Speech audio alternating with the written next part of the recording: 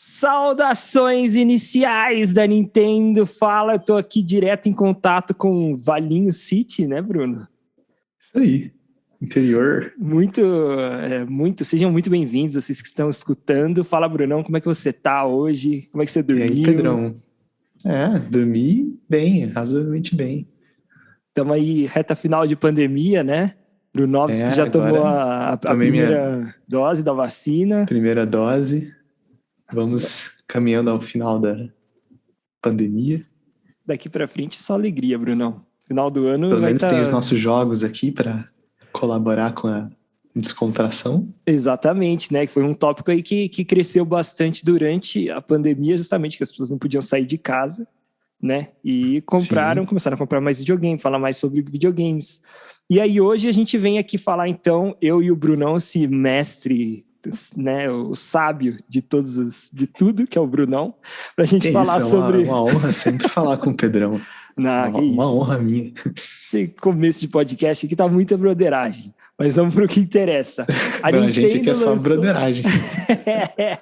Isso aí, o público já vai estar acostumado aqui. Daqui a pouco, quando eles resgatarem esse podcast, a gente vai lá no podcast 600, né, comemorando 1 milhão de inscritos, aí eles vão ver como que a broderagem é desde o primeiro oi do primeiro podcast.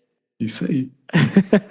Bom, a gente está aqui para falar hoje, então, sobre um assunto aí quente aí nesse mês de julho, que foi o anúncio do novo Nintendo Switch, o novo modelo, né, da família do Nintendo Switch, que é o Nintendo Switch OLED, né, Brunão? E aí, o que acontece? Tinha uma galera já estava especulando sobre um possível novo console da Nintendo, porque o Switch foi lançado em 2017, em 2019, 2 anos depois, foi lançado o Nintendo Switch Lite, que é a versão só portátil. E aí, 2 anos depois, agora temos também o Nintendo Switch OLED, que ele é híbrido, né? Não é só portátil como o Lite, mas ele trouxe algumas melhorias, né, Bruno? Você quer falar um pouquinho aí? Sim, vamos lá. Então, eu acho legal começar explicando o que é o OLED e por que ele é vantajoso em relação ao LED ou ao LCD tradicional.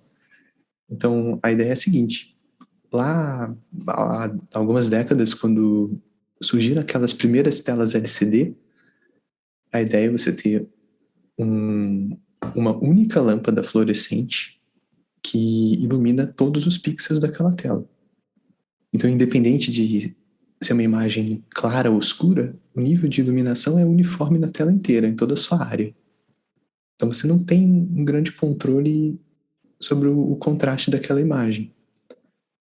Aí, algum tempo depois, os engenheiros aí da Samsung e companhias similares decidiram adicionar um conjunto de lâmpadas LED atrás do painel para iluminar esses pixels. Então, você poderia diminuir a intensidade de uma área da tela e aumentar de outra separadamente. Então você consegue melhorar o contraste. E o nível máximo desse controle de imagem vem com o OLED, porque aí é um outro tipo de arquitetura que, quando uma corrente elétrica atravessa o pixel, ele mesmo gera sua iluminação individualmente. Então você tem um conjunto ali de pixels adjacentes numa área muito pequena e você consegue acender ou apagar eles individualmente. Então, com isso, você tem um contraste melhor, a representação de cores é melhor também, e ele também emite menos luz azul, que causa fadiga. Então, essas são as principais vantagens do OLED. Pelas pesquisas que eu fiz, o problema do OLED principal é o custo, que ele é muito mais caro de produzir, e ele apresenta também um menor brilho. Então, talvez para quem for usar ao ar livre, tenha que maximizar o brilho. A gente precisa ver também a duração da bateria, porque o OLED gasta menos bateria, mas como é uma tela maior, que a gente vai comentar nas especificações, uma tela maior geralmente gasta mais energia. É curioso isso que você falou da luz, né? Que teoricamente ele é menos claro, né? O OLED do que seria se a gente comparasse com o Switch, com a tela LCD. Mas é engraçado isso porque a Nintendo, quando fez a propaganda desse novo modelo do Switch, uma das coisas que eles frisaram bastante durante as cenas foi colocar pessoas jogando ao ar livre. Eu acho que justamente contrário, né? Para mostrar que a tela ela é um pouco melhor para se ver ao ar livre. Mas é isso que o Bruno falou. Né, a questão da tecnologia mesmo, se você for pensar, a tela de OLED ela brilha menos, mas nem por isso ela tem uma aparência pior. Muito pelo contrário, né? Pelo que a gente vê hoje em dia, essas telas de OLED realmente elas são mais bonitas, né? O contraste fica melhor, como você falou. E essa Inclusive questão... a tecnologia usada nos smartphones topo de linha. Exatamente. E nem por isso eles são ruins de usar em ambiente claro. Aí depende da implementação da fabricante. Exatamente. E justamente essa é uma questão interessante, porque eu não sei você, Bruno, mas eu, desde o primeiro dia que eu comprei o Switch, eu sempre achei a tela do Switch um pouco escura. Quando você pega para jogar num ambiente num ambiente que não está muito escuro, a tela parece que não tá, parece que o brilho está na metade, assim, se você comparar com o celular, né? Aí essa experiência eu vou ficar devendo, que quando eu uso o portátil, foi sempre ambiente fechado. Exato, isso é interessante a gente conversar, porque vamos passar por cima agora, rapidinho, listar quais foram os aprimoramentos do Switch original para o Switch OLED, porque é interessante, porque eu jogo bastante no modo portátil, e eu sei que o Bruno, na grande maioria, gosta de jogar no dock mesmo, né, na TV, né, Bruno? Sim, a maior parte do tempo é na televisão conectado pelo dock. E essa é uma coisa interessante do Nintendo Switch, porque como ele tem essa versatilidade, tem vários públicos diferentes que usam o equipamento de maneira diferente, da maneira que mais gosta. Então, por exemplo, vamos passar aqui rapidinho só quais foram as diferenças entre o Switch original e esse, além do OLED, só para a gente já pontuar, assim, né? Então, teve a tela, obviamente, que a tela agora tem 7 polegadas, a do Switch original tinha 6,2 polegadas, né? Era de LCD e agora é de OLED. O kickstand, né, para você, quando você vai jogar no modo tabletop, colocar em cima da mesa, era aquele pauzinho bem pequenininho, fininho, e agora eles fizeram um que é inteiriço, né? Toda a parte de trás do Nintendo Switch tem uma peça que solta assim, e ele tem ajustes, né? Então tem vários ângulos possíveis para você ajustar a altura que está a mesa, a altura dos seus olhos. Bem parecido com aquele Windows Surface, né? Aquele tablet da Windows é bem parecido, para você visualizar, você que está escutando. E algumas mudanças no dock. Então, por exemplo, o dock tem um design um pouquinho mais moderninho, mais bonitinho. A parte de trás dele, que é onde você conecta os fios, tem uma entrada um pouco mais acessível, que antes era um buraquinho, ficava tudo meio abarrotado ali de fio, e parece que esse é um pouco melhor nesse sentido. E acho que principalmente na parte do dock, que agora tem uma entrada LAN. Então o Bruno, que joga bastante o Smash e tem o adaptador da entrada LAN, se você for comprar um modelo novo, não precisa mais daquele adaptador para jogar. Sim, isso online. Foi uma mudança muito bem-vinda. Com certeza, ficou um dong a menos ali, né? Fiozinho a menos, é bem mais prático. É menos um acessório para você pesquisar e comprar. Inclusive eu soube de pessoas que compraram adaptadores paralelos que não funcionaram com o Switch. Então, aí já vem de fábrica da Nintendo e já garantia que funcione com o aparelho, né? Isso já é uma melhoria.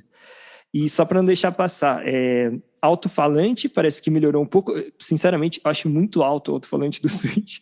Eu nunca escuto no máximo, mas sei lá, se alguém escuta num ambiente muito barulhento, sem fone de ouvido, talvez seja uma boa. Capacidade interna, antes, o primeiro era de 32 e esse modelo novo 64 GB, que é o dobro, né? Bem mais, só que ainda assim não é tanto. Se a gente pensar que tem jogos bem pesados aí, né? Que exigem bastante memória. E só para finalizar, a última questão é que o Nintendo Switch original custa, nos Estados Unidos, né, $299 tabelado, e esse modelo novo $349, ou seja, $50 a mais. E claro que no Brasil vai vir custando muito mais. Mas, para a gente ter um comparativo, que eles aumentaram o preço, né? Não é que eles lançaram um modelo novo pelo preço do original e diminuíram o preço do original, né? Mas, enfim, só a gente pontua essas questões. Agora, a gente pode agora falar mais fundo, né, Bruno, sobre elas, algumas coisas. O que te chama mais atenção, além da tela OLED? Eu acho o seguinte, é uma versão para complementar a linha do Switch, mas eu acho que ela chega tardiamente. Porque, bom, é claro que é válido para tentar atender um público maior, mas não chega a ser uma nova geração, é um upgrade da metade do ciclo do Switch, aproximadamente. E você vê que o PlayStation 5 e o Xbox X, de certa maneira ou de outra, cumprem a principal expectativa, que era o suporte ao 4K. Então, isso realmente, ao que tudo indica, vai ficar de fora da linha inteira do Switch, a não ser que, o que seria muito improvável, eles lançassem um modelo Pro, por exemplo, daqui a 2 anos, para adicionar o suporte ao 4K. Mas, assim, de qualquer maneira, tirando esse fato do período de tempo que aconteceu o lançamento, as mudanças são interessantes, principalmente para quem joga muito no modo portátil ou no modo tabletop. A tela é melhor, é muito, muito bom para quem joga online, o adaptador LAN, o conector Ethernet já na própria dock, e a maior capacidade continua sendo pouco, mas de qualquer maneira é um valor que você está agregando ali naqueles $50 a mais. Então, Sim, aí que vem a comparação interessante, porque a essa altura do campeonato, quem tem o Switch original dificilmente vai comprar a versão OLED, porque a esse ponto você já resolveu o problema do adaptador LAN se você joga online, e são quase 4 anos de console e você já deve ter vários jogos e você já comprou o armazenamento que você precisa.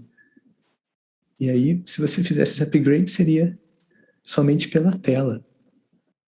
Então já restringe bastante quem se interessaria. Só quem realmente joga muito no modo portátil e realmente quer ter a melhor experiência possível, independente do preço.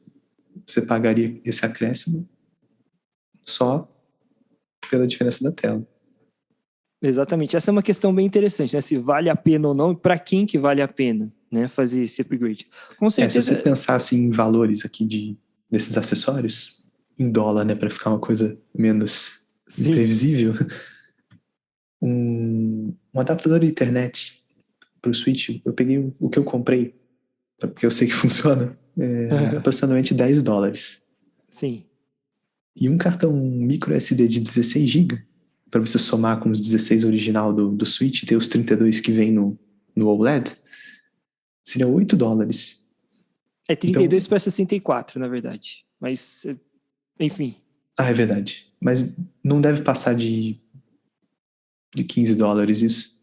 É barato. Esses cartões, principalmente, claro, nos Estados Unidos, como a gente está falando tudo em dólar, eles são bem baratos.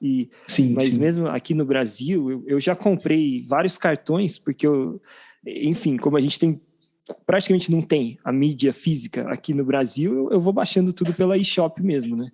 Mas por exemplo, já comprei bastante jogos, eu tinha um cartão de um pouco mais de 100 gigas, não lembro exatamente quanto, eu tive que comprar outro, comprei um outro de 200 para complementar, porque já não estava dando mais. É uma coisa realmente, que nem você falou, 64, né? É bem mais do que 32, mas mesmo assim tem alguns Ainda é pouco jogos de qualquer que maneira. eu lembro que eu tenho aquele jogo Starlink, né? Que é um jogo bem que exige bastante, tem bastante, é bem pesado, né? Tem uma memória, exige bastante da memória do videogame. Se eu não me engano, ele tem por volta de 15 GB. Então é tipo, né? É bastante. É claro que é pouco se a gente comparar com os grandes jogos, que aí o Bruno sabe falar melhor do que eu, desses jogos de PC, esses jogos de última geração para Xbox, para PlayStation, porque esses tem uns jogos quanto? A grande maioria desses jogos precisam entre 60 e 100 GB. É, muita coisa. Você vê. Principalmente se você juntar a DLC. Exatamente. E esses jogos The Witcher, né, que o Brunão curte pra caramba, esses jogos de mundo aberto, são grandes os jogos, né? Então, Dificilmente você vai conseguir instalar eles todos ao mesmo tempo na sua máquina. exatamente. E é interessante isso porque assim, a gente está aqui, né? O Bruno falou uma coisa bem interessante, que é se vale a pena. Se você não tem o Switch, talvez valha a pena, né? Se você quer jogar bastante no modo portátil, você acha que é interessante. Porque você já vai comprar o modelo mais novo, que tem uma tela melhor, que já tem a entrada LAN lá direto se você quiser jogar online, e tem um pouco mais de armazenamento. Não vai dispensar a necessidade de ter um cartão SD, mas, né, a não ser que você jogue com pouquíssimos jogos ali, bem, bem pequenos. Mas, de qualquer forma, tem algumas coisas bem-vindas, mas eu entro nesse mesmo dilema que o Bruno falou. Para mim, eu ficaria muito na dúvida.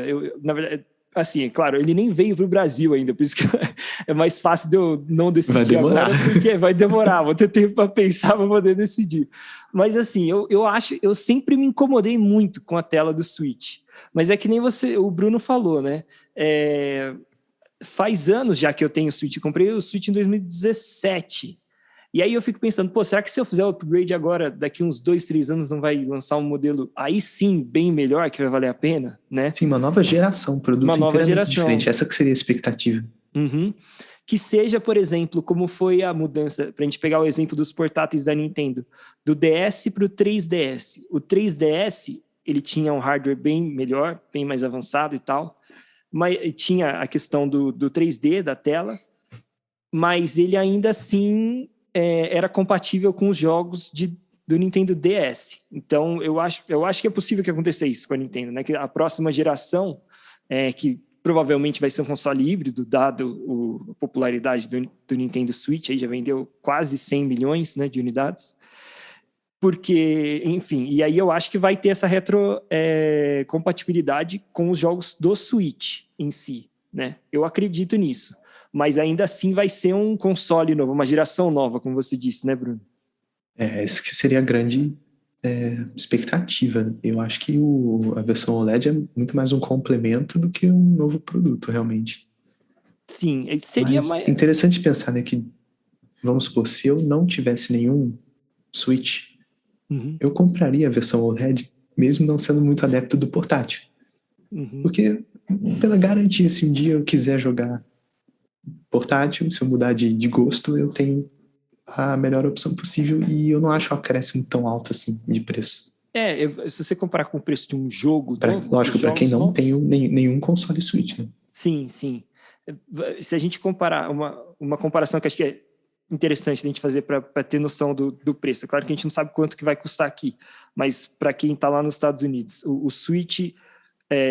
o original custa 300, né, $299, o outro 350. $50 é menos do que um jogo novo da Nintendo, desses jogos de lançamento, que são $60, né? Skyward Sword, todos esses jogos. E principalmente se você descontar, igual eu pensei ali anteriormente, você descontar o valor dos acessórios que você teria que comprar, no caso de você jogar algo online, e também o valor daqueles 32 GB.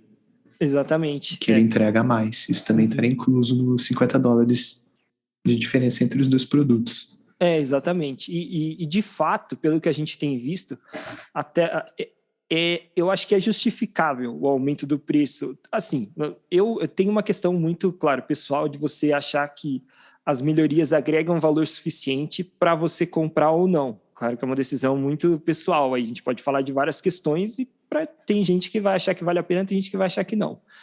Mas uma questão que eu acho que é interessante da gente pontuar é que você falou, Bruno, é que a tela de OLED ela é realmente bem mais cara, né, que uma tela de LCD. Sim, então, sim, outro processo de fabricação. E é uma tecnologia realmente de ponta, assim, para o momento que a gente está vivendo. Então não é que a Nintendo só quis aumentar o preço, sabe, para ganhar mais. Talvez, assim, o custo para fazer esse Nintendo Switch, ele realmente se justifique no aumento do preço. A própria Nintendo afirmou isso. Eles falaram que o aumento do preço, né, do Switch para o Switch OLED é por conta do custo de fabricação e que a margem continua sendo proporcionalmente a mesma, né? Inclusive teve um boato que a Nintendo desmentiu sobre essa margem de lucro, que algum rumor alegou que o acréscimo de custo de produção seria só de $10, então eles teriam uma margem aí de 40 para ainda acima do que seria o normal do Switch padrão, mas eles negaram isso.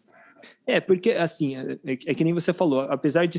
É um modelo que é um pouco melhor, né, tem algumas melhorias em relação ao original, Mas não foi só a tela, né? Tem essa questão do dock. O dock ele tem todo um design novo também. Então é todo um processo de fabricação novo, né? Uma linha de montagem toda que você tem que fazer. Se fosse simplesmente exatamente igual e só a tela um pouquinho esticada, você poderia até argumentar que realmente tá, né? Estaria um preço um pouco abusivo, assim, pela questão comparativa, né, com o anterior. Mas o fato deles terem mudado, tem o design novo, tem essa questão da entrada de Ethernet, né, que eles tiveram que fazer o dock de novo, né? É outro dock, não é simplesmente... Sim.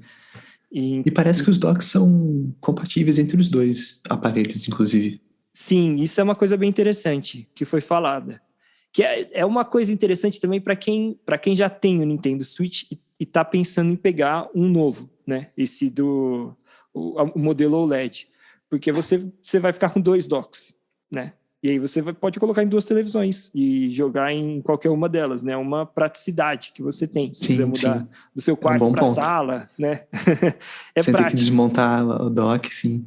Exatamente. Que no final das contas, eu acho, né, que um dos motivos que levou o Nintendo Switch a ser um grande sucesso é a praticidade também dele, né? É a questão de você migrar facilmente do portátil para a TV, né, do modo portátil para o modo da TV, enfim. Mas é bem interessante. Voltando um pouquinho para o OLED, só queria apontar uma coisa para não deixar passar, que acho que é interessante também para a gente visualizar o que é esse OLED. Porque, assim, eu imagino que deva ser bem legal, que na hora que eu vir na minha frente assim, esse Nintendo Switch OLED, eu falo, putz, é bem melhor essa tela e é bem mais bonita, sabe? Vai dar vontade de jogar nesse modelo novo. E uma coisa que acho que dá para a gente colocar que fica fácil de visualizar, que é interessante, é a questão que você falou dos LEDs em si, a questão do preto, né? Muita gente fala disso. Quando você vai observar uma tela de OLED, você tenta observar o preto, porque o preto numa tela de LCD é como se tivesse uma luz atrás dele, exatamente, né, Bruno? No caso do OLED, ele vai desligar aquele pixel. Então, a profundidade do preto vai ser bem maior do que... É muito intuitivo você pensar, se você tem uma lâmpada atrás, vai vazar a luz dela pelo pixel que está apagado, né? Exatamente, porque como você disse, é uma luz inteira atrás da tela, e não no OLED são microluzes, né? Como se fossem pequenas luzes. Cada uma tivesse um interruptor. É como se cada pixel individualmente ele próprio se acende. Sim, então, e se apaga também, né? Os milhões de pixels que existem numa tela, cada um deles controla a sua própria iluminação. Então essa que é a grande vantagem. Exatamente. E, cara, deve ser muito legal. Eu acho que vai ficar bem, bem bacana, assim. Como eu disse, eu vou pensar muito, ainda não decidi se quando vier para cá, claro, depende de preço, acessibilidade, porque no Brasil o modelo vai ser lançado, isso a gente não falou, né? O modelo vai ser lançado em outubro nos Estados Unidos, na maior parte do mundo, e no Brasil a Nintendo anunciou que vai chegar em 2022, só que assim, 2022 não falou nenhum período do ano, então pode ser no final de 2022, né? Pode demorar, pode ser começo do ano, enfim. A gente fica na expectativa para ver quando que vai chegar. Agora, foi interessante que nos Estados Unidos e para a maior parte do mundo desenvolvido, vamos dizer assim, eles vão lançar os sortudos, os que não estão aqui, essa maçarônia que é o Brasil, que vai ser lançado junto com o Metroid, né? Metroid Dread, um jogo novo da saga do Metroid, então eles já lançam junto com o jogo, assim como o Nintendo Switch original lançou junto com o Zelda Breath of the Wild, que foi um baita sucesso. Então, pois eu ainda tô esperando aquela nova iteração do Metroid Prime. O Brunão pra quem não conhece, ele é o fã, acho que número 1 que eu conheço de Metroid Prime. Eu joguei os 3, desde o primeiro GameCube lá, e o segundo também, e no Wii, o Corruption. Todos muito bons. E agora vem o quarto, né? É um jogo específico, assim, né? Ele não é muito parecido com outras franquias, mas tem o seu apelo, né? De exploração. E eu acho diferente. E agora eu acho que a franquia Metroid vai ter uma oportunidade grande de de vender bastante, de muita gente conhecer, porque o Metroid começou como um jogo shooting platform 2D, né? E aí teve o seu primeiro jogo lá no Nintendo, no NES, né? No Nintendo Entertainment System, no Super NES. No 64 não teve. Aí no GameCube teve o Metroid Prime, que é uma franquia. Ele virou um FPS. Isso. E ali muita gente considera assim dos melhores jogos da história, realmente. Mas o Nintendo GameCube era um console que eu e o Bruno a gente teve, mas nem todo mundo teve, não era um console tão popular. E o Nintendo agora, e a Nintendo agora com o Switch tem a possibilidade talvez de vender mais jogos de Metroid, de popularizar mais a série. Ela já é famosa, mas não vende tanto quanto Mario, quanto Zelda, e tem a chance de ter um jogo agora que é bem acessível. Eu acho interessante também essa jogada da Nintendo de primeiro lançar um Metroid que é em 2D, que é um gênero mais acessível, né? Que quem gosta de Nintendo de longa data sempre já jogou algum Super Mario 2D. Então é um gênero menos intimidador, vamos dizer assim, para alguém que quer entrar na série. E depois vai ter o jogo 3D, o Metroid Prime, que a gente ainda não tem data, né? Nem não sabe nada, a gente só sabe que eles tiveram vários problemas com o desenvolvimento desse jogo. A gente só sabe que vai existir, né? Que ele começou a ser desenvolvido pela Nintendo, aí eles não estavam satisfeitos, né, com o resultado e passaram para a Retro Studios, que foi justamente quem fez os outros jogos, né, Bruno? Sim, sim. A empresa que fez os jogos que o Brunão é o fã número 1 de carteirinha, assim, total. É bem interessante, inclusive, a versão Trilogy que foi lançada para o Wii, porque eles pegaram o Prime 1 e o 2 do GameCube e adicionaram o suporte ao Wii Remote. E é um dos casos que eu acho que funcionou muito bem a implementação do Wii Remote. Porque é um shooter, então você aponta o controle ali em direção à televisão com o botão B, que é o botão na parte de trás, como um gatilho, então fica muito intuitivo. E você usa o Nunchuck para mover a Samus. Então eu achei bem interessante a maneira que foi introduzido o Wii Remote nos jogos que foram refeitos para Wii. Muito bem feito, e tem a questão também de que eu acho que talvez a melhor coisa assim do Nintendo Wii tenha sido esse sensor bar para jogos de tiro, né? First person shooter, ou enfim. É muito intuitivo e era muito bom mesmo, né? Então foi muito bem-vindo, né? Os jogos que já eram em primeira pessoa de tiro migrarem pro Nintendo Wii. E é curioso que as franquias da Nintendo geralmente não são franquias de FPS. Exatamente, Foi realmente, e é interessante, né? É uma coisa que a Nintendo não explora muito. Teve mais recentemente o Splatoon, que é um jogo de tiro, mas é terceira pessoa. E é claro, como a Nintendo não tem nada de violência ali, você está tirando tinta. Sim. Mas, de qualquer forma, é um gênero que a Nintendo não explora muito, né? Então, acaba sendo interessante uma outra vertente aí. Outra coisa que acho que seria interessante a gente falar é o que você achou desses outros implementações, né? Já perguntei para você, mas, por exemplo, eu achei bem interessante essa questão do stand. Para ser sincero, eu nunca uso o Nintendo Switch no modo tabletop, mas só de eu nunca usei nenhuma vez, pra ser sincero. Eu acho que eu joguei umas 3 vezes, porque para mim cara, eu preciso ou ter a tela no meu rosto ou tá na TV, senão para mim fica um pouco desconfortável. Mas essa questão de ter um stand melhor pode até fazer com que eu repense isso, com que se eu adquirir esse Nintendo novo, tente jogar dessa forma, pelo menos para experimentar, para ver como que é esse stand ajustável.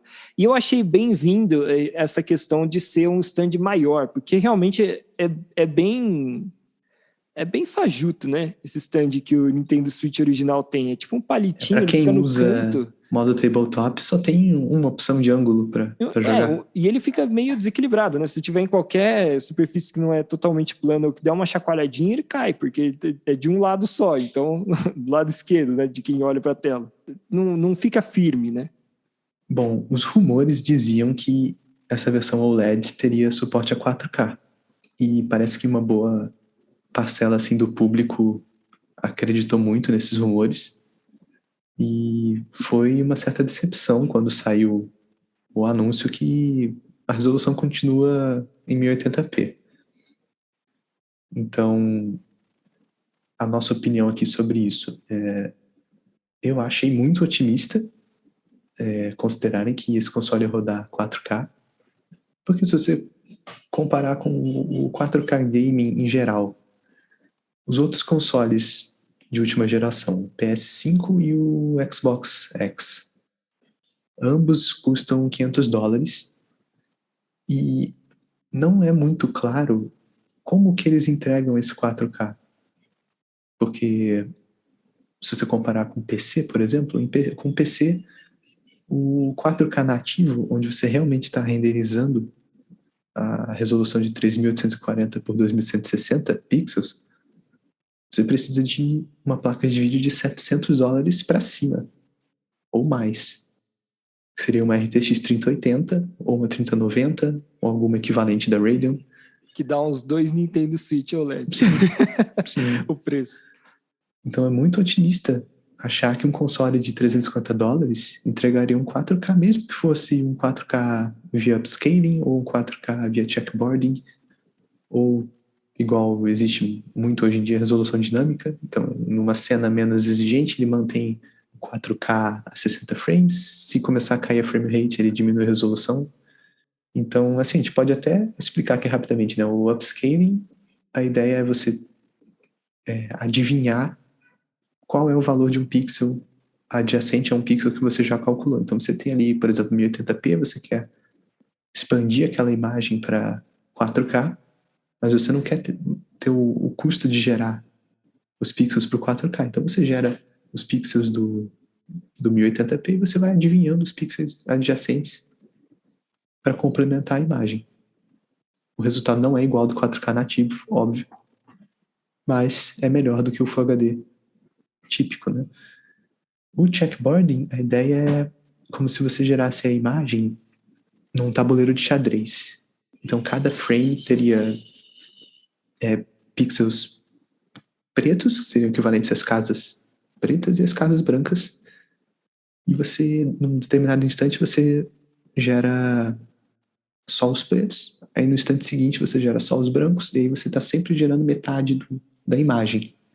Mas o problema disso é que numa imagem em movimento, que o conteúdo está sempre mudando, num determinado instante você não vai ter toda a informação. Então você vai ter metade dos pixels do instante anterior com os que você acabou de calcular.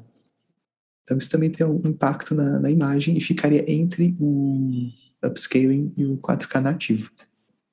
O 4K nativo, óbvio que é o ideal, é a meta que todo mundo gostaria, mas até PC gaming de high-end sofre para conseguir. No caso dos consoles concorrentes, né, o PS5 e o Xbox X, depende muito do jogo em si. Tem jogo que roda 4K 30 frames, tem jogo que roda com upscaling, tem jogo que roda com checkboarding.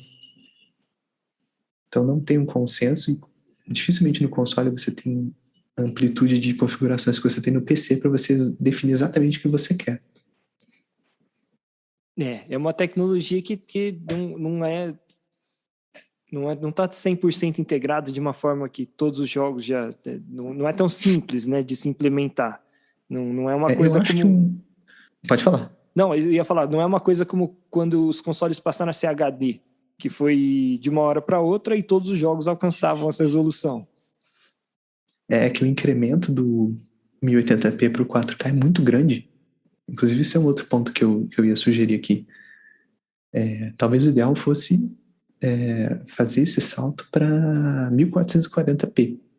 Seria uma resolução intermediária entre o 1080p e o 4K. O problema é que as televisões de home theater, as televisões comuns, elas dificilmente aceitam essa resolução.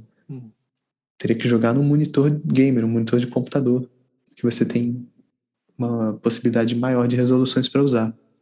Então, talvez por isso eles não tenham pensado em fazer essa etapa. Como eu falei, né, que uma das coisas mais interessantes do Nintendo Switch é a praticidade, né? Se deixasse de ser prático, talvez nem fizesse tanto sentido, né, para esse novo console. E é interessante isso que você falou, começou a falar sobre a expectativa e realidade, né, do que a gente recebeu com o Nintendo Switch, que todo mundo achava que ia ser o tal do Nintendo Switch Pro, e acabou sendo o Nintendo Switch OLED, porque eu achava que ia rolar de alguma forma essa questão do 4K. O Brunão sempre falava, não, calma, não sei o que, difícil. E um dos motivos para isso, que até é interessante a gente falar, é que, claro, a Nintendo é muito fechada sobre essas questões, é sempre rumor, a gente não sabe o que de fato vai acontecer. Mas é interessante porque tiveram algumas pessoas que soltaram esses rumores de como seria o novo modelo do Switch, que falaram que ia ser lançado esse ano e que de fato vai ser. Falaram dessa questão do aprimoramento do stand para ser inteiriço. Falaram que ia ter capacidade de armazenamento maior e realmente teve. Falaram tudo. Falaram do OLED da tela de 7 polegadas e falaram dessa questão do chip da NVIDIA, que é a fabricante do componente do atual modelo do Nintendo Switch, que ia permitir esse tal do upscaling para o 4K. Então é interessante a gente pensar que todas as outras coisas listadas por vários desses insiders que falaram sobre os rumores acabaram se concretizando, menos essa questão do 4K. E aí o Bruno trouxe vários pontos interessantes para a gente pensar o porquê, que a tecnologia não é tão simples assim, né? Teria muitas etapas aí ainda para serem desenvolvidas. Mas eu ouvi alguma coisa que eu acho que também faria sentido, que, claro, a gente vai ficar na especulação aqui no rumor, porque a gente nunca vai saber o que eles poderiam ter feito, ou o que eles pensaram. Mas que hoje em dia, e isso o Bruno sabe melhor do que eu, existe uma falta de componentes para eletrônicos em geral. Está tendo meio que uma espécie de uma crise desde que começou a pandemia. Então, teve gente que especulou, será que eles... No seguinte, né? Será que a Nintendo, a princípio, não tinha planejado em fazer, sim, esse Nintendo Switch OLED ter esse tal do upscaling em 4K com o chip da NVIDIA, mas por conta dessa dificuldade de fornecer e de ter todas as peças, não foi possível, e eles desistiram no meio do caminho. E, por outro lado, pelo que a gente escuta de pessoas que trabalham mais nessa parte da distribuição, aí de fabricação de componentes, a tela OLED é uma coisa muito mais fácil de encontrar no mercado, para você conseguir fabricar, do que é o tal esses chips, né, de alta performance dos produtos. É isso mesmo, Bruno? É por aí ou eu estou viajando? Sim, a falta de fornecimento de semicondutores é um problema que afeta toda a indústria, inclusive até a indústria automotiva está sendo impactada, porque eles usam circuitos baseados em transistores nos carros hoje em dia. Então, é um Cada problema que vez eles tiveram mais, que né? diminuir a produção por causa disso especificamente. Mas o que eu acho que aconteceu, provavelmente, quando a Nintendo decidiu produzir essa nova versão, ainda não tinha essa falta de fornecimento de silício. Eles não devem ter começado o projeto no Sim. início da pandemia, deve ter sido uma coisa decidida muito antes. E, de qualquer forma, se eles tivessem decidido por fazer o console em 4K, seria capaz deles terem desistido, porque o custo já seria muito mais alto do que o console Full HD, por conta do hardware que precisa, mas ainda com a agravante de que não tem o material, a matéria-prima. Não, com certeza. Então, acho que bem interessante isso que você trouxe, de que realmente esse tipo de planejamento as empresas fazem com muita antecedência, né? E se você E comparar, por exemplo, os preços dos CPUs, das GPUs, eles estão muito altos em todo o mundo e é difícil até você encontrar disponível à venda. pois é, né? Tem falta, tá tudo em falta, né? Mesmo que você queira comprar, que você tenha dinheiro, esteja disposto a pagar mais, é difícil de achar, né? Por exemplo, da última vez que eu consultei já faz alguns meses, mas uma placa de vídeo topo de linha da NVIDIA, a RTX 3090, ela custava aqui no Brasil R$ 26 mil. Não é pouca Lá coisa. nos Estados Unidos ela passa de $1.000. Sim. Quando tem disponível. Uhum. Inclusive, faz um tempo eu soube também lá na China, roubaram um container de placas de vídeo de RTX 3090 para revender aí legalmente. Podia ter sido no Brasil, né? No Porto de Pois é. Santos. Problema de países subdesenvolvidos. Tá concorrido o negócio. Tá, o negócio tá valendo mais que ouro isso aí. Tá quase disputando com a vacina da Covid. E também a outra implicação disso é que a solução para curto prazo acho que não tem, porque são poucas empresas que dominam a fabricação dos transistores, e para você construir uma nova fábrica do zero é um processo de cerca de 5 anos e bilhões de dólares de custo. Sim. Então, vários países estão começando a planejar esse esforço, mas o resultado só vai sair daqui a muitos anos. Por enquanto que dá para fazer. Talvez continue assim ainda durante um bom tempo ao alto preço e a baixa oferta desses produtos. Por enquanto o negócio é andar de bicicleta, deixar o carro em casa, né? E se contentar com o seu PC que você tem aí mesmo. Jogar os jogos no low. Exato. Pegar da gaveta aí seu Nintendo 64, seu Super NES aí. Mas enfim, brincadeiras à parte, o Bruno tem total razão nisso. É uma coisa que vai demorar alguns anos. Então talvez atrase, mesmo assim, eu não acho que, como tinha muitos rumores apontando nesse sentido, pelo menos a Nintendo pode ter pesquisado, ela pode ter feito alguns testes, que nem você falou, né? Ela pode ter cogitado, talvez para daqui a alguns anos ainda, sei lá, 3, 4, 5 anos, não sei, tentar aí sim fazer com que o console tenha algum tipo de 4K, que seja só quando ele está no modo dock, né? Porque Com certeza. No modo portátil, talvez seria nem tão perceptível assim, né? Talvez nem fizesse tanto sentido. Mas é interessante, de qualquer forma, a gente pensar nessa questão de expectativa e realidade aí, porque realmente muita gente quebrou as pernas, né? Muita gente ficou decepcionada. Aliás, eu vi pouca gente que falou assim, nossa, que maneiro, sabe? Era tudo que eu queria.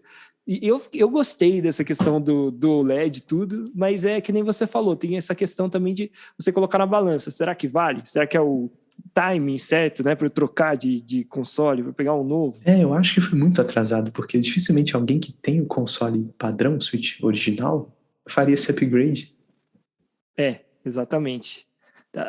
É um luxo, né? Você comprar Sim, exatamente, um console desse, porque ele não tem nada que ele faça, que o seu não faça, a não ser, vamos dizer assim, a tela é melhor, mas a tela, o seu também tem tela, né? Todos têm tela. Pode não ser tão boa, né? Não é tão confortável, talvez, mas, enfim. Talvez, não sei se o público que acompanha os rumores aí de Nintendo, talvez não seja um público que também é PC gamer, mas se você acompanha o que precisa para jogar um bom 4K aí atingindo 60 frames, é muito dinheiro que precisa investir. Isso é um consenso. Sim, sim. Não é uma coisa simples, né? Por mais que seja essa questão aí do upscaling. Que né, muita gente falou, não, mas talvez... De qualquer forma, é um processamento adicional, de qualquer maneira. Sim, mesmo sendo dessa forma que você explicou tão bem aqui. Tem mais um ponto aqui que eu acho que a gente poderia falar do console. É a questão do porquê que a Nintendo é tão relutante em fazer melhorias de hardware. Eu já até comentei muito com o Pedrão aqui que, por exemplo, um jogo como Zelda Breath of the Wild, ele joga a Full HD a 30 frames por segundo. Por padrão, isso já é o mínimo do mínimo que eu acho ideal para um jogo que tem um ritmo mais lento, assim como o Breath of the Wild. Eu ficaria muito mais confortável se o jogo rodasse a 60 frames por segundo. Inclusive, pesquisando sobre isso, tem um mod não oficial, óbvio, de alguém que implementou uma mudança lá no jogo para ele rodar 60 frames no Nintendo Switch. E é maravilhoso, né? Por que a Nintendo não conseguiu fazer isso? É um mistério, mas é uma coisa para eles ficarem atentos. Eu gostaria muito que tivesse um hardware um pouco melhor do que o que tem para pelo menos não cair dos 30 frames. no Zelda, porque se você entrar lá na Kokiri Forest, deve cair por uns 20. Quando você tá lá pra falar com a Deku Tree, é triste o desempenho do jogo. É mesmo. Essa acho que é a questão importante, porque a Nintendo, ela vive, é claro que tem os outros jogos dentro do console da Nintendo, mas uma coisa que é essencial para um console da Nintendo dar certo, qualquer produto da Nintendo, são os jogos da própria Nintendo, que fazem muito sucesso, Super Mario, Zelda. É a grande vantagem. É a grande vantagem, exatamente. Já há muitos, acho que desde sempre, né? Desde que ela existe. Os exclusivos né? da Nintendo são um grande atrativo Exatamente. do console. E o fato de que, vou dar um outro exemplo, né, que foge, porque o Breath of the Wild, realmente, essa parte da Korok Forest, você vê que, mesmo no dock, ele dá uma travadinha ali, né, ele fica meio lento, os frames ficam bem Eu falei lentos. o nome errado, né? Que resenha, Korok Forest. Não, tá tudo Zelda. Mas um jogo que foi lançado mais recentemente, que parece que tem muitos problemas de frames por segundo, é o Hyrule Warriors, né? Age of Calamity, que é o spin-off Sim. da mesma história aí do Breath of the Wild, que se complementa a história e tal, mas um jogo do Warriors, daqueles que você é jogado no campo, tem 1 milhão de inimigos, você tem que ir matando, assim, né? Aqueles jogos de ação, assim, né? E parece que esse jogo, eu não tenho pessoalmente, mas ele tá realmente sofrendo muito para rodar no Switch. E aí é que você começa a pensar, pô, se o próprio jogo, que é franquia da Nintendo, né, o jogo exclusivo da Nintendo, o Zelda, tá tendo problema para rodar no console, porque tem alguma coisa errada, sabe?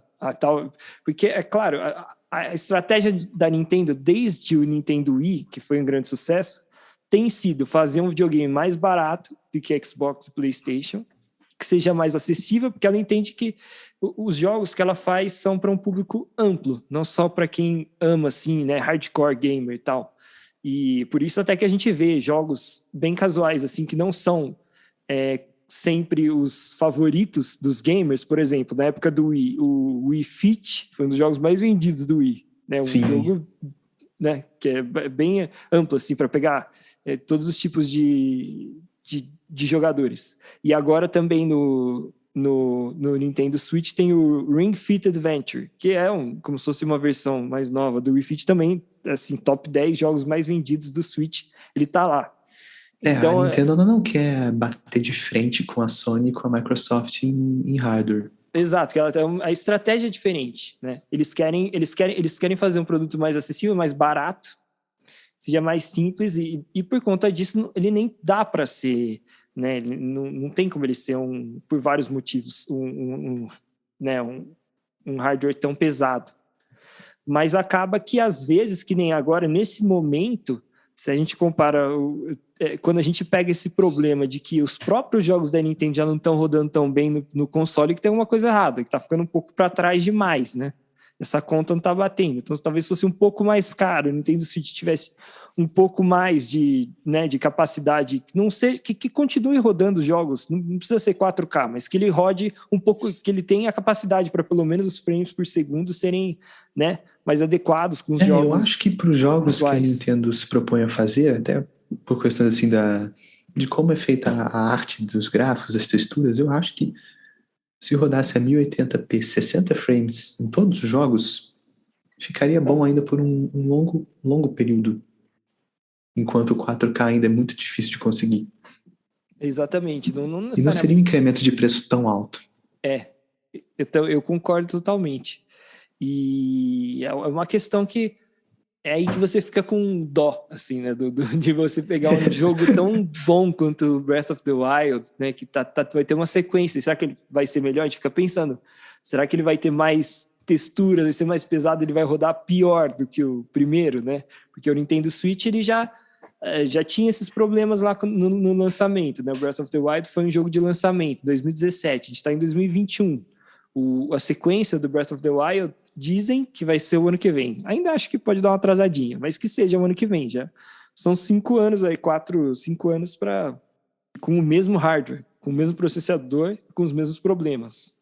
E é interessante que o timing das coisas, né? Porque a Nintendo anunciou o Nintendo Switch OLED agora em julho. E assim, menos de 2 semanas depois, anunciaram um console novo, que estava comentando com o Bruno mais cedo, que é o tal do Valve Steam Deck, né, Bruno? Sim, sim, bem interessante a ideia. E o que ele é? O que acontece? Por que eu estou trazendo ele aqui? Não é lógico, né? Não tem nada a ver com a Nintendo, não é um console da Nintendo em si, mas se você olha para ele lembra muito o Nintendo Switch. Ele tem aquele mesmo formato, tem uma tela bem parecida, né? Com os botões ali dos lados. Claro, não é que nem o Joy-Con que sai nos controles, né? Eles são fixos como um portátil mesmo. E o que ele se propõe a ser? Ele é um console gamer. Ele não chega a ser exatamente um console. É como se ele fosse um laptop no formato de um console, né? Porque ele é um PC. Tecnicamente, o Bruno pode me corrigir aí. Porque ele roda em cima de um sistema operacional da Steam, que é aquela plataforma de jogos online que quem joga PC, como o Bruno, é uma mão na roda. É uma loja virtual. Sim, que você já excelente baixa. plataforma já que existe há muito tempo. Que, por exemplo, eu, como jogo Nintendo há muito tempo, na época que a última vez que eu joguei, assim, talvez, com certeza, que eu joguei um jogo de PC, deve ter sido em 2003, assim. Eu joguei um FIFA com o Ronaldinho Gaúcho. Quando ele ainda era jogador, pra vocês terem uma ideia. E assim, cara, você tinha que comprar a mídia física, tinha uns 4 CDs, aí você ia instalando o negócio, e trocava de CD e não sei o quê. E hoje a experiência de quem joga, de quem usa um PC para jogar um game é muito melhor. Você pode ter um controle que é muito mais anatômico, você não precisa jogar com teclado, você pode usar Steam, que você já baixa por um preço bem mais acessível, você não precisa comprar mídia física, já baixa ali e tal. É engraçado esse ponto, Pedrão, que eu me lembrei de uma coisa. Eu acho que acontece assim, uma consolização dos PCs, no sentido de que ficou mais acessível, mais fácil você configurar o jogo para rodar bem na sua máquina, como se fosse um console. Mas, por outro lado, isso que a gente está vendo, todas essas artimanhas que fazem com o 4K, é como se fosse uma PCização dos consoles, porque você agora, o seu jogo ele roda com diferentes settings. Lá no começo dos consoles, assim, nem no começo, mas há algum tempo atrás, você nem sabia que settings estava rodando no console. Em termos de gráfico, você liga e joga. Agora tem resolução dinâmica, tem upscaling, tem checkboarding, então parece que teve um intercâmbio assim de ideias, né? Que faz bem para os dois lados, né? Sim. No final das contas. E uma outra coisa interessante é que essa espécie aí de PC portátil, tipo que a Valve anunciou, tem um modelo que foi anunciado antes que é o Aya Neo. Aya, A-Y-A, Neo, N-E-O. Eu acho que é um produto, assim, acho que é um fabricante desconhecido, mas ele roda os jogos de PC muito, muito bem, com settings altos, assim. Então, não foi a Valve que primeiro surgiu com essa ideia. Sim, já era um device, assim, poderoso. Eu acho que uma coisa assim que ninguém esperava, né? Teve a Nintendo fez o Wii, foi um grande sucesso, depois teve o Wii U, que foi um fracasso retumbante. Aí, na sequência, eles lançaram o Switch, que é um console híbrido. E o fato do Switch ter feito tanto sucesso, eu acho que acabou aquecendo o mercado de consoles portáteis. Porque era uma coisa assim, que tinha o Nintendo DS que fazia o seu sucesso, e a Nintendo sempre conseguiu ser muito boa nas vendas dos consoles portáteis, diferente do console de TV, que alguns fizeram mais sucesso que outros. Mas e o fato do Switch ter feito tanto sucesso, acho que abriu os olhos de outras empresas para que elas virem que esse mercado era muito interessante, né? E aí começar a pensar, se tem tanta gente assim interessada em jogar jogos de maneira portátil, vamos tentar fazer alguma coisa parecida, né, nesse sentido, para surfar nessa onda. E eu acho que assim, diferentes sabores, né, para você exatamente jogar. Tanto que esse que eu falei, esse Aya Neo, ele roda em Windows. Pois é. Não é nem igual da Valve, que é um um sistema uma coisa operacional mais já... fechada, assim, é um Windows mesmo. Ele é um PC completo, só que num formato portátil. No formato de um console, justamente, né, focando em quem quer comprar uma máquina justamente para jogar mesmo. E é interessante isso, porque o pessoal da Valve, nesse Steam Deck aí, depois vocês em casa dão uma olhada aí na imagem, vocês vão ver que lembra bastante o Nintendo Switch. Mas o pessoal da Valve falou que ele tem um sistema operacional da Steam, que é essa plataforma aí que o Bruno complementou falando que é muito boa para você fazer o download dos jogos, né? É uma unanimidade, assim, né? Para muita gente que tem o PC muito usa bom, Steam. você salva, os seus save games ficam na nuvem, então se você mudar de máquina, faz o download do seu save game, você continua exatamente onde você parou, tem promoção direta, então é uma plataforma muito boa. Você já baixa o jogo lá, atualiza lá, então como a Nintendo eShop, vamos dizer assim, para quem não, só para ter uma noção, ela também funciona como a loja virtual, então é a Nintendo eShop do PC Gamer, né, de quem joga no PC. E acaba que é interessante esse Steam Deck, acho que tem uma coisa interessante, que ele já vem com o sistema operacional da Steam, então se você já joga o Steam no seu computador, você comprar um produto desse, você pode jogar todos os seus jogos da Steam ali. Teoricamente, o hardware desse aparelho portátil é capaz de funcionar todos os jogos que você tem na sua biblioteca Steam. E eu acho que a questão mais interessante é ele ter vindo logo depois do anúncio do Switch OLED, né? E como tinha todos esses rumores que a gente estava comentando aqui, eu e o Bruno, sobre essa questão do Nintendo Switch novo, né? O tal do Pro, na época era especulado como Pro, poder rodar o 4K, né, poder ter uma capacidade de hardware muito maior, e aí logo depois lançar um console, né, ser anunciado um console que esse sim, ele não, é claro, ele não vai rodar 4K no modo portátil, mas ele consegue rodar os jogos pesados, tipo Red Dead Redemption, né? Esses jogos GTA, enfim. Claro que ninguém viu o console, ainda não testou direito para ver se ele realmente roda bem, como estão falando. Mas a promessa é essa, né? A promessa é que ele seja o que muita gente esperava que o Nintendo Switch fosse, né, Bruno? Sim, sim. E eu acho também assim, uma ideia interessante para Nintendo, ainda nesse sentido de complementar a linha de produtos, seria, por exemplo, no meu caso, eu compraria, porque eu não sou muito adepto do portátil.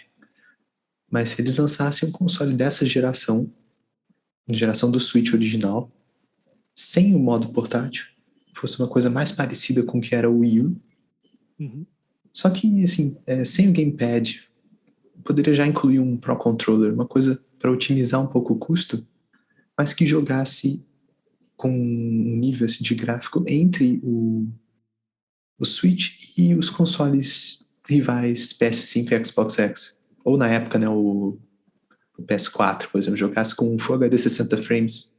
Talvez fosse interessante.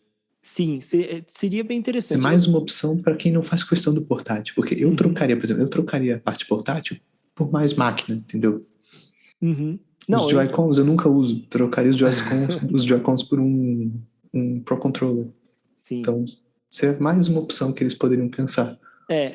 Eu para ser sincero, bem honesto, eu duvido muito que a Nintendo faça alguma coisa desse tipo, porque eu acho que eles apostaram nessa questão do console ser híbrido. Claro, tudo bem, eles lançaram o Switch Lite depois, que não é exatamente híbrido, né? Ele é só portátil. Sim, mas sim. eu acho seria que o Switch Lite ao contrário, né? Que eu sugeri, assim. É o Switch Lite reverso. Mas, exatamente, é uma ótima maneira de explicar, de visualizar.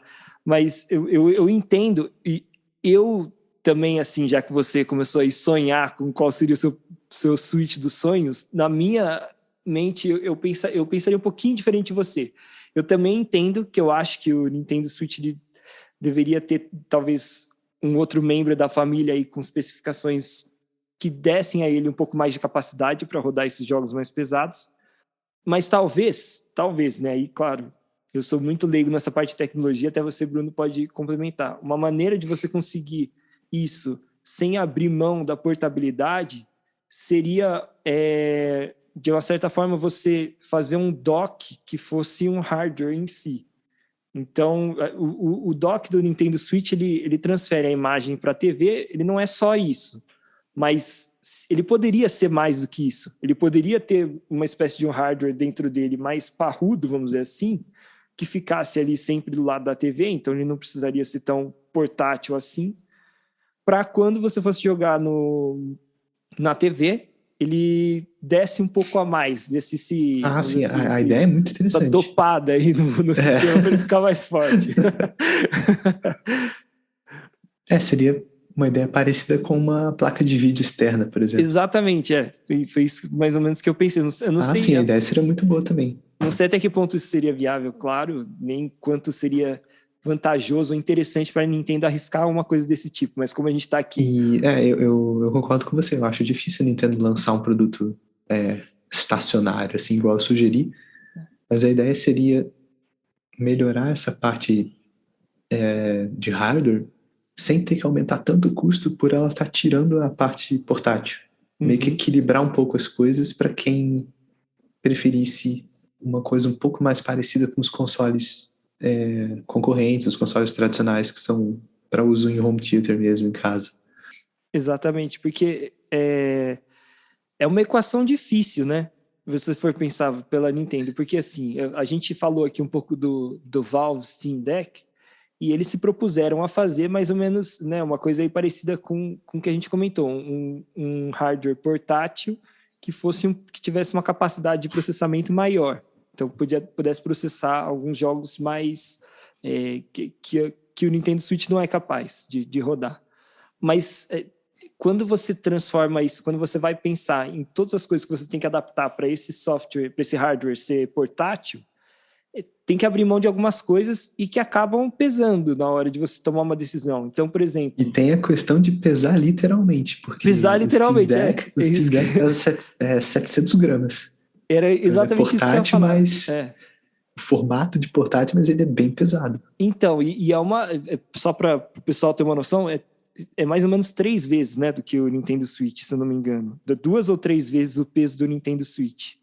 O Switch pesa 299 gramas. Isso, é praticamente, né, mais do que o dobro. Então, Então, por exemplo, para você ficar segurando o Switch jogando como no modo handheld, no modo portátil, se você ficar jogando por várias horas, dá uma cansada no punho. Eu falo isso por experiência própria, que eu jogo bastante e, cara, tem uma hora que é bem diferente de você segurar um Pro Controller, que é muito mais ergonômico, muito mais leve, não te cansa nada. Assim, você pode jogar 20 horas no negócio, que é tranquilo. Agora, você imagina o dobro daquele peso na sua mão. E considerando que esse Steam Deck, o grande diferencial dele é o fato dele ser portátil, né? É o fato dele conseguir jogar esses jogos pesados on the go, né? Em qualquer lugar. É uma coisa que você tem que pensar. E outra questão, Brunão, que acho que você também entende melhor do que eu, é a bateria, né? Sim. A bateria, eu acho que elas não evoluíram no mesmo ritmo que as outras tecnologias. Então, eu acho que nesse Aya Neo, que é uma ideia parecida com o console da Steam, acho que dura coisa de 2 horas a bateria jogando, se não me engano, no vídeo que eu vi era GTA V. O Steam Então você Deck... precisa sempre estar com a tomada por perto. O Steam Deck também, se eu não me engano, a bateria dele, eu acho que dependendo do jogo, ele não chega nem a 2 horas, se eu não estou enganado, que eles tinham falado uma questão assim, 1h30 até pouco mais de 2 horas. Então, é pouco até, né? O Nintendo Switch, cara, eu achava que ia sentir mais falta até do que eu sinto, eu acho que ele até dura bastante, mas tem essa questão também, né? Vamos supor que a questão do peso seja um pouco superada. Tem a bateria, né? Você quer que o console seja portátil justamente para poder jogar em qualquer lugar, não para ficar Exato, do lado da tomada. Ainda tem a característica dela que é, com o tempo, com o uso, a bateria vai aguentando cada vez menos carga, até o ponto de você ter que ficar o tempo inteiro ligado na tomada. E aí, para você repor essa bateria, quanto que vai custar? Ainda é uma incógnita. Tem todas essas questões que a gente normalmente pensa, por exemplo, com celulares, a gente está mais acostumado com essa discussão, né, no ramo de smartphone, de bateria, quanto tempo dura, não sei o quê. Como agora tem esses consoles portáteis, eles têm parte dos mesmos problemas, né? Compartilham os mesmos problemas. Ainda tem uma questão também de performance. Será que o desempenho fora da bateria é igual ao desempenho com a bateria conectada na tomada? Pois Geralmente não é. O laptop geralmente não é, por exemplo. Exatamente. Você tem mais desempenho se você ligar na alimentação. E tem outra questão também, por exemplo, as próprias dimensões da case, né, do switch, da carenagem dele. Se você começa a pôr um hardware que gera muito calor ali, como é que você vai dissipar de uma maneira eficiente para você não diminuir a durabilidade das peças, né? Então, por exemplo, você vai montar um PC de alto desempenho, você quer ir para soluções de refrigeração líquida. Isso também é sempre mais caro do que uma ventoinha comum. Então, quando você tem que considerar tudo isso num espaço reduzido, não só reduzido a ponto de caber fisicamente os componentes, mas para dissipar o calor. Então, é mais uma dificuldade se a Nintendo, por exemplo, resolvesse fazer uma melhoria de hardware no Switch do jeito que ele é hoje, como a gente conhece na case portátil pequena mesmo. Sim. Se a gente for pensar, tem algumas coisas que a gente fala que, pô, o Switch está atrasado nisso e tal, mas uma coisa que acho que não dá para reclamar que eles conseguiram fazer muito pro tamanho e o peso do console, né? Sim. Porque, assim, ele realmente é pequeno, é bem pequeno. Assim, num bom sentido, de ser portátil, né? Você conseguir fazer isso, eu acho que já deve ter sido um baita desafio para a Nintendo conseguir fazer o Switch no primeiro momento, né?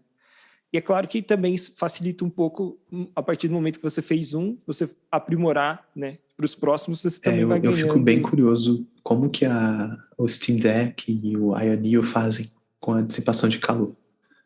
Pois é. Porque eles têm um formato parecido com o do Switch, mas algum tipo de melhoria de refrigeração eles precisam ter. Porque é um pulo grande, né, de processamento. Sim. E uma coisa que acho que, já que a gente entrou nesse assunto de outros consoles aí, entre aspas, concorrentes do Switch, é a gente pensar, porque muita gente falou, pô, olha aí, esse console novo da Valve Steam Deck, ele vai acabar com o Nintendo Switch, ele vai vender muito mais que o Switch, ele é o que a gente queria, como é que a Nintendo vai reagir? E aí a gente falou aqui um pouco de algumas questões que são... que a gente tem que colocar como contrapontos, por exemplo, né, o peso dele, a questão de ser prático também pela questão da bateria e tal. Mas fora a questão técnica, né? Talvez o ponto que mais diferencia os dois são os jogos. Exato. Tem os jogos exclusivos da Nintendo. Jogos exclusivos da Nintendo. E cara, tem uma questão que para mim vai além de tudo, porque eu achei interessante quando eles anunciaram esse console, deles já ser parte da venda, assim como ele já tem Steam no nome dele, ele já deixa assim o consumidor, já deixa na cabeça da pessoa que vai comprar assim, pô, é um Steam portátil. Então, se eu conheço a Steam, se eu tenho jogos na Steam, se eu sei como é prático, como é bom, eu sei que vai ser fácil de jogar nesse console, porque ele é um console que tem um sistema operacional da Steam, né? É uma praticidade. Sim. Melhor do que você vender um console igualzinho a esse, só que ele rodar o Windows, que nem você falou, né? Sim. Que daí você é um pouco menos prático. Você pode sempre esperar uma coisa mais problemática. Inclusive, no vídeo que eu assisti, o apresentador, ele mencionou algumas dificuldades assim com a interface, por você não ter o teclado, né? Exatamente. Você não ter o teclado é um formato totalmente diferente de notebook, né? Sim. Que a gente não está acostumado, ninguém está acostumado e, né, tem que ver como que ele vai se adaptar. Claro, assim, se você quiser fazer tarefas não relacionadas a jogos, aí você encontra alguns problemas com a interface daquele console Ioneo. Ele deve ser bem pouco prático. É bruto. Mas uma questão que acho que também é interessante a gente colocar, que talvez para mim é a questão central desse questionamento: será que esse Steam Deck ele vai abocanhar um pedaço da parcela dos consumidores do Nintendo Switch? É a capacidade de produção. Porque não é a Sony que está fazendo um console, não é a Microsoft, né, pela parte da Xbox. É uma empresa mais nichada. Então, o que eles anunciaram até agora é que as unidades que eles tinham à disposição, eles conseguiram vender a pré-venda. Mas para quem, por exemplo, se eu entrar agora e tentar fazer uma compra do Steam Deck, a previsão é de que eu possa receber no último quadrimestre de 2022. Ou seja, setembro, outubro, novembro, dezembro do ano que vem, de 2022. A gente está em 2021 aqui, em julho, gravando. Então, assim, é uma capacidade de produção muito menor do que essas empresas gigantes que já estão acostumadas a fazer consoles em série, como a Nintendo, como a Microsoft, enfim. Tá? Acho que essa é uma questão que pega no sentido de que vai ser difícil conseguir esse console. Não vai estar em com qualquer esse prateleira ritmo de de qualquer produção, lugar. é capaz de que eles nem estejam visando enfrentar a Nintendo. Exatamente, Com um eu ritmo acho que de esse é o produção ponto. tão menor assim. Eles estão lançando um produto mais nichado, né? Essa é uma questão, não é para competir, não vai conseguir competir com o Nintendo. Se fosse a Sony lançando um produto bem parecido, aí tudo bem. A gente podia falar, pô, é um concorrente direto. Né? Sim, sim. Porque eu falo da Sony porque a Sony já fez, né, consoles portáteis. Teve o PSP que vendeu bem, foi um bom sucesso aquele primeiro, e depois o PlayStation Vita deu uma caída, até justamente porque não tinha muito apoio de jogos, né? Não tinham tantos jogos bons e acabou ficando ali sem grande valor comercial. E a Nintendo, mesmo com o DS ali, que tinha capacidade bem menor de processamento e tudo, tinha a questão de ter os jogos da Nintendo, né? O Mario, o Zelda, enfim. Sempre tem esse suporte do software sempre aliado, né, aos consoles da Nintendo. Então, enfim, acho que essa é uma questão central, para você não ficar preocupado, você aí achando que o Nintendo Switch vai morrer por conta do Steam Deck. Até porque o Switch ele está numa proporção muito boa de vendas, aumentou muito desde o início da pandemia, está chegando agora a 100 milhões de unidades, e a previsão é de que talvez ele passe até o PlayStation 4, né? O ciclo de vida do PlayStation 4, que vendeu acho que 140, 130 milhões, não lembro direito agora, mas a previsão é que talvez ultrapasse. Então, por mais que a gente tenha as nossas ressalvas aqui, tudo, o Switch já é um sucesso, né? Não tem como ele fracassar porque ele já deu certo. Bom, Brunão, então acho que a gente falou bastante aí do Nintendo Switch OLED, falamos do Steam Deck, desses outros consoles que vieram surfando nessa onda dos portáteis. Falamos aí da possibilidade, o que é vantajoso ou não desse Nintendo Switch OLED, os comparativos também entre expectativa e realidade. O que você gostaria de acrescentar mais alguma coisa? O que você tem para finalizar aí com a gente? Então, as minhas considerações finais seriam que as mudanças da versão OLED são interessantes, principalmente para quem ainda não tem Switch, mas o principal contraponto é que a Nintendo decidiu lançar isso tarde demais, na minha opinião. Se eles tivessem lançado em 2019 ou até ano passado como uma melhoria no ciclo de vida, talvez até tirasse o Switch padrão e substituísse ele por esse como um upgrade de meio de ciclo, seria melhor do que lançar agora, quando as concorrentes já têm outros consoles de uma nova geração, e até pelo fato dele não ter o aprimoramento de hardware que muita gente esperava. Beleza, então, o Brunão aí, claro, sempre, cara, tem uma visão muito boa de mercado, de tudo, ele entende demais. As considerações finais também ficaram impecáveis. Acho que você já falou tudo que dava para falar aqui, né? Eu continuo nesse meu dilema daqui para frente, se vale a pena esse Switch OLED ou não, mas eu tenho pelo menos mais um ano aí para decidir, porque vai demorar para chegar na Banania, né? Quando ele chegar aqui, olha só, quando ele chegar aqui, a Nintendo anuncia um Next Gen dela. Certeza, é sempre assim. O Switch Lite foi basicamente isso, ele tá chegando agora aqui no Brasil, e ele lançou em 2019. Então, é um pequeno atraso. Agora que estão 2 anos de atraso, que foram exatamente 2 anos para anunciar um novo modelo da família. Mas, enfim, nós vamos que vamos aqui, né? No Brasil, dando as nossas voltas para conseguir ser um fã da Nintendo aqui. Bom, Brunão, acho que então vamos ficando por aqui, né? Já falamos de basicamente tudo que a gente tinha para falar. Agradecer a todo mundo acho aí que sim. pela participação, por ter escutado a gente até aqui, né? Os guerreiros que ouviram a gente até o final.